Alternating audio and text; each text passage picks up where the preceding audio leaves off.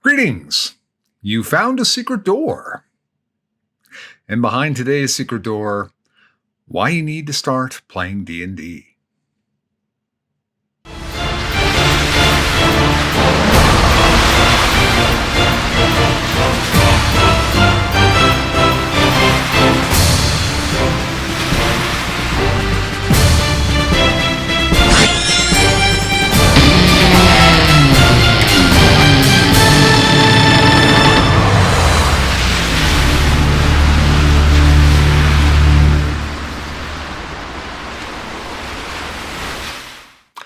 So behind today's secret door, why you need to start playing D&D.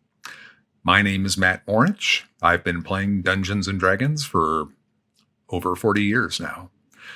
I also had the great privilege of working with the legendary game designer Greg Stafford. We worked on supplements for his masterpiece game, Pendragon. Secret Door is a channel devoted to in-depth discussion about Dungeons & Dragons. All right, so why you need to start playing D&D. All right, so I'm going to give you 3 reasons that might be holding you back, and then 3 reasons why you should play. I'm going to assume that if you're watching this video, there must be some reason that you're kind of already interested. So I'm not going to explain what the game is and all that. I'm going to give you the reasons that may be holding you back, or the reasons why you might want to start. Things that might push you over the finish line. The first I'm going to talk about has nothing to do with any of those. It's kind of an honorable mention, I guess. You want to play D&D because it's fun. It's so much fun. Seriously, Dungeons & Dragons, any tabletop role-playing game, in my experience, is the most fun I've ever had in any kind of game, period. It's just a fantastic experience. So again, not a really compelling argument, I will agree, but it has to be said. All right, so that aside, the 3 reasons that might be holding you back, and these are just ones that I think might be 3 fairly big reasons. Let's start with what I call the dork effect. When I was growing up and playing Dungeons & Dragons, it was social suicide to mention. Especially if I was really young when I started. I started when I was 10. You just didn't tell anybody that you played Dungeons & Dragons, not back in those days. In those days, the dork effect was definitely there. People definitely look at you like you were somebody that they just didn't want to have anything to do with socially. I mean, you were radioactive socially. It was something you just didn't bring up unless you felt very secure with who you were talking to, that they shared similar interests with you. But those days have come and gone, I think. I mean, you've got people streaming games now that are big time actors. I mean, Vin Diesel is a D&D player, and he streams his games online.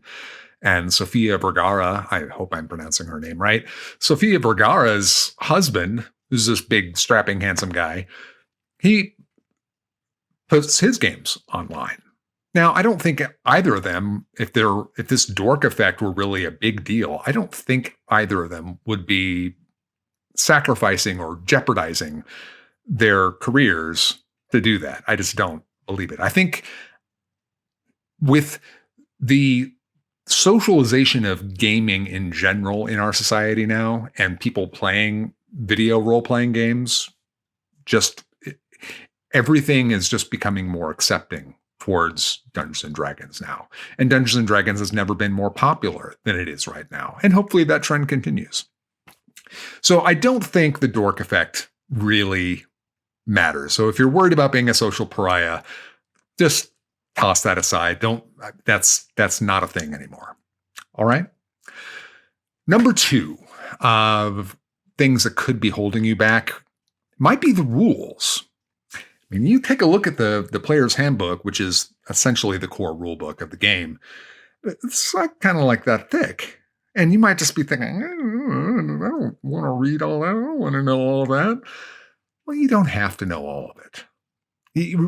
If you're playing the game, if you're the dungeon master, obviously you have to know how the game works. But if you're a player, you need to really, especially a first-time beginning player, what you really need to know is what your character can do. So in combat, there are certain categories of actions that you can take in combat. You just need to know what those are. Now, if you're playing a martial character, that character is pretty much just going to do one of those actions. One of them is the attack action. I swing my sword, I hit them. That's pretty easy. There's other things that a martial character can do that you'll also need to know, but that's all going to be contained in your class, which is a very, very tiny little part of the rule book.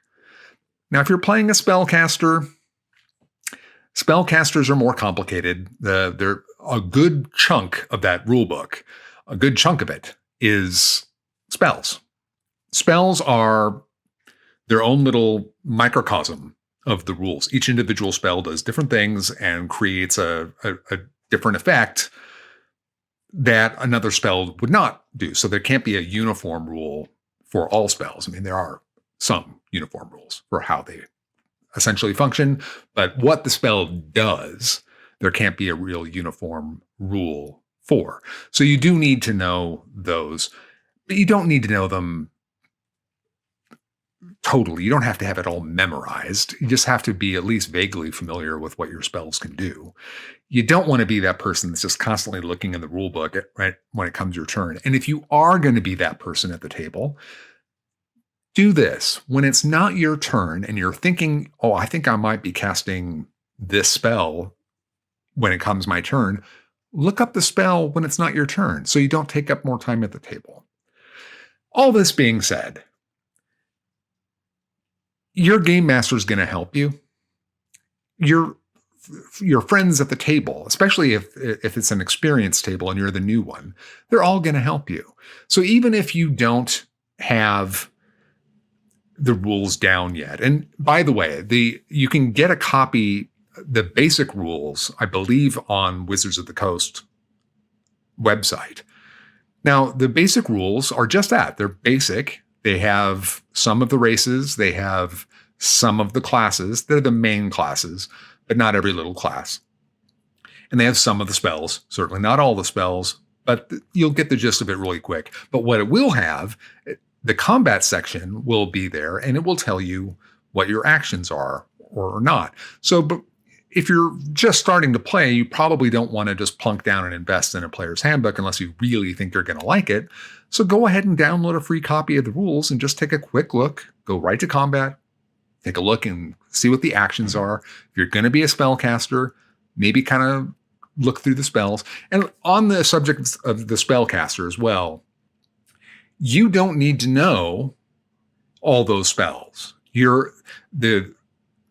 That big section of spells is divided by classes of spellcasters because not all spellcasters can cast all spells. So you don't need to know those. You don't need to, if you're playing a wizard, you don't need to know all the cleric and druid and bard spells. It'll be pared down by the level of the spell as well. So especially if you're if you're starting at first level, if you're playing a first level wizard, let's say, you don't need to know anything about second level wizard spells. You just need to look at the first level wizard spells. And again, your game master will probably give you some hints. You know, maybe you want to take sleep, your first level. Sleep's a really good spell. You might want to take find familiar. Find familiar is a really powerful spell. They'll help you. And if everybody at the table is new, well, then you're all in it together. So what's the big harm? All right. So if you're worried about the rules, you can get a free copy of them. You don't need to read all of them. Just go to the areas I talked about, combat, and take a look at spells if you're going to be a spellcaster. And that will, this game, they did a very good job with making things more simple than in previous editions. So don't worry about the rules. You'll get it Everybody started with no experience at some point. Everybody remembers. Don't worry about it. Just throw that one out too. And so the third reason, we'll call this the acting effect. Now, because of how Dungeons and Dragons is coming to certain people now, a lot of people actually, people are kind of curious about it, and people are streaming games online. And some of the more famous ones, like let's say Critical Role, which is, I think, the most popular of all the streaming games, people watch that like crazy. So they get the impression that this is what a Dungeons and Dragons table is like. Okay. The folks at Critical Role, all of them, all the players and the Dungeon Master are all professional voice actors. They act with their voices and they get paid to do this. I promise you, that is not what a normal Dungeons and Dragons table looks like. I'm a trained actor myself. I have only played on a handful, like literally 2-3 times with other actors in Dungeons & Dragons. Now, I've played with great players. They just weren't actors. Now, I'm not saying that the actors weren't great players. They were. But the great majority of the great players I've played with have no theatrical background whatsoever. But they obviously have a creative background. And so you don't need to do all these crazy voices that they're doing. You don't need to. If you can do a voice and you can do it well, then do it. Have fun with it. I do voices all the time. Some of them are good. Some of them are, but I'll do them anyway. So you don't need to feel intimidated. You're not having to be some Academy Award-winning performance when you're playing Dungeons and Dragons, for goodness sakes. You can approach the game however you want. And if you have just the slightest bit, the just tiniest bit of panache at the table, that's going to go a long way, a really long way. So trust me, if you're worried about that I can't perform like these people are, well, nobody does. So don't worry about it. You're in the boat with everybody else. Critical Role is their own little thing. And God bless them for it. They've done a lot of good stuff for Dungeons and Dragons. God bless them. But that's not on you. You be you. Okay. Those are the reasons that might be holding you back. And if you've got other reasons that you want to air, put them in the comments below. We'll take a look at them. Okay. So the 3 reasons why you should want to play. We're going to start with imagination. Now, imagination is in very short supply in our world today. If you think about all the games that you play, like let's pick a favorite, like if you play Skyrim. I love Skyrim. I have a ball playing Skyrim. Skyrim, though, does not require your imagination. Maybe just a little bit if you're playing high concept character type of a thing. But that's not how most people play Skyrim. So what you're playing, it's all spelled out for you. You don't have to imagine it. It's there. And you play it. And it's fun. But it doesn't involve your imagination. And Dungeons and Dragons requires it. It cannot exist without your imagination. It depends on it. It feeds on your imagination.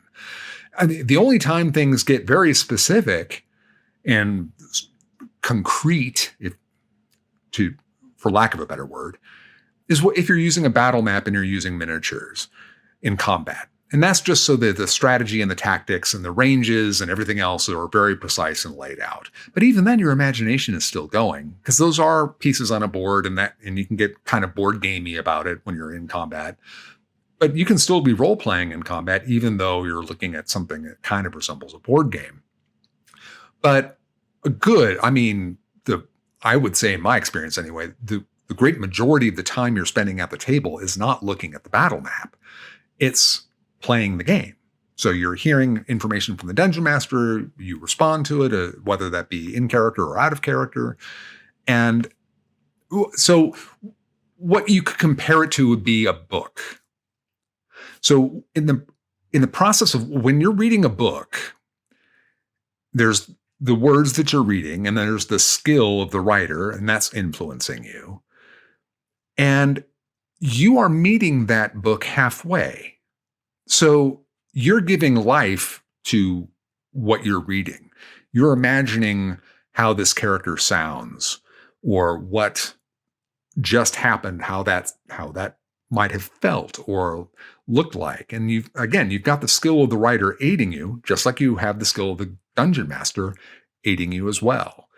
So they're somewhat similar. It may be somewhat more like an audiobook than reading a book, but very, very similar. And in Dungeons and Dragons, you're living entirely in that imagination. So I'll give you an example here.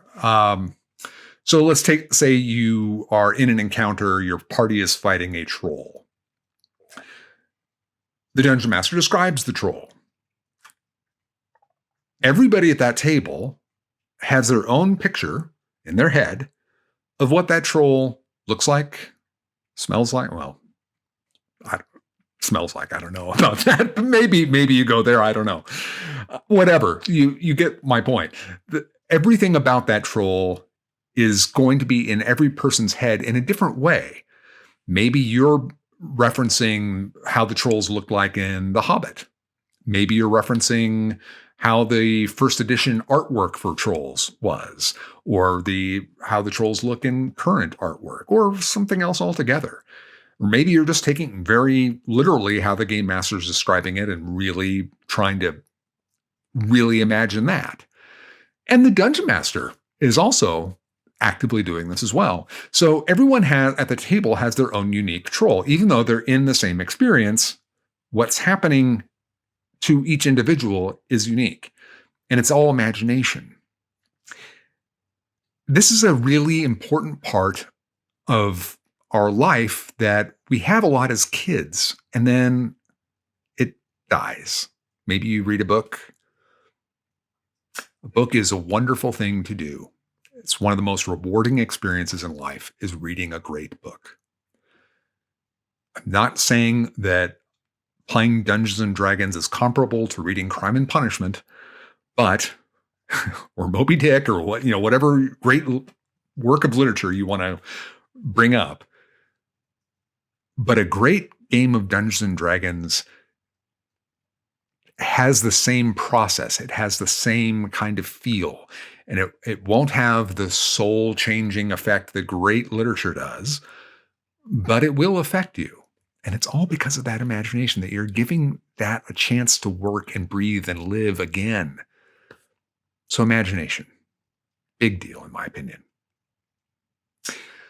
All right. Number 2 of why you should play is story. Now, it's very common for people now to talk about Dungeons and Dragons and describe it as cooperative storytelling. And it's true, it is. It very much is. But it's still also a game. And it's very much a game. And if it weren't a game, we'd be in big trouble because everybody would just be bickering about the story. No, there's rules. But the story is a very big deal. So what's interesting about that is if you think back to the previous example that I used with the troll, the story is likewise unique for everyone at that table. So if you were playing in a campaign book or a module or a pre-printed module that has combat encounters and then plot points and then more combat encounters, all worked out for the dungeon master, and he's just playing that. And there's hundreds of other tables all around the world, thousands around the world, that are all playing from that same campaign book or module. No two of those are going to be the same. If you play through Skyrim, if you go through the plot of Skyrim is the same no matter what you do. These things have to happen, and they will happen. Just like if you watch Star Wars for the 34th time, nothing new happens when you're watching Star Wars for the 34th time, and quite naturally, it's a set work. But Dungeons and Dragons isn't. A Dungeons and Dragons game is very similar to, especially if you're using the module idea or the campaign book idea, it's kind of similar to how a production of a play might be. So if you take Hamlet, just because you've seen Hamlet once and there's a new production of Hamlet, well, that's going to be entirely different. I mean, all the words are going to be the same. The story is obviously the same, but the direction and the acting is going to be completely different. I mean, there may be things that get borrowed from one great production to another here or there, but more or less, they're going to be unique. That's the same way you can think about playing Dungeons and Dragons. And that's just if you're using a module. If you're playing with a game master that's creating the adventure from scratch, well, then that's just for you people at the table. So you are all interacting and creating and putting your own spin on this story that is now everybody at this table. It's unique to all of you. And that story is something you'll be able to reflect on. If it's a really good one, you'll be able to reflect on it for years to come. It can become, if it's really great, it can become like your own personal mythology. And that's just super cool. All right, the last reason. You might think this is the dumb reason. To me, I think it's the biggest reason to me. Playing Dungeons and Dragons, well, let me back up. Life is hard, right? We've all got jobs, or we're all students, or we've all been students, or now have jobs, or whatever. And life can be a chore. It can be, and maybe you're very happy with your job. And if you are, God bless you. Good for you. But even so, there are times where life is boring and it can be even soul crushing. And I hope that's not the case for you, but it can be. What Dungeons and Dragons can give you, number one, is something to look forward to. And that's really important in life, to have something that you don't know what's going to happen to look forward to. It gives you something to think about.